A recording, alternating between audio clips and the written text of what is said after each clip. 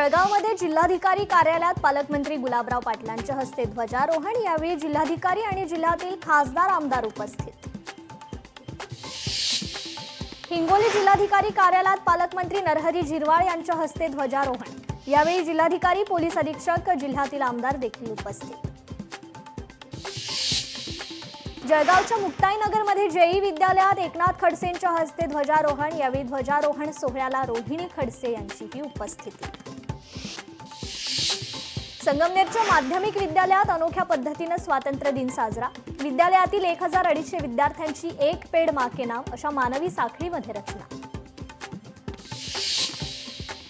बीड जिल्हाधिकारी कार्यालयात उपमुख्यमंत्री अजित पवारांची आंदोलनकर्त्यांशी भेट। नागरिकांच्या समस्या सोडवण्याच्या जिल्हाधिकारी आणि पालिका प्रशासनाला दिल्या सूचना। नांदेडच्या मारतळा इथे मनोज जरांगेंची चावडी बैठक। 29 तारखेला मुंबईत घुसणार आणि ओबीसीतूनच आरक्षण घेणार, मनोज जरांगे पाटलांनी व्यक्त केला निर्धार। धुळ्यात राष्ट्रगीत सुरू असतानाच अनेकांनी केला आत्मदहनाचा प्रयत्न। जिल्ह्यातील विविध भागातील नागरिकांनी जिल्हाधिकारी कार्यालयात पालकमंत्र्यांच्या समोरच केला आत्मदहनाचा प्रयत्न।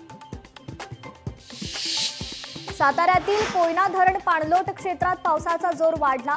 कोयना धरण 83.92% भरलं। धरणात 88.33 टीएमसी पाणीसाठा। वर्ध्यातील खैरी धरण ओव्हरफ्लो, तालुक्यातील पिण्याच्या पाण्याचा प्रश्न मिटला। शेतकऱ्याच्या शेतातील सिंचनासाठी देखील मुबलक पाणीसाठा।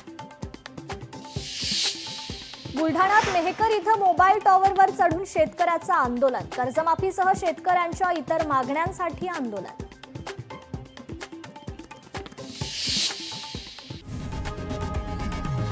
लोकशाही मराठी ऐका, पहा, जागरूक रहा।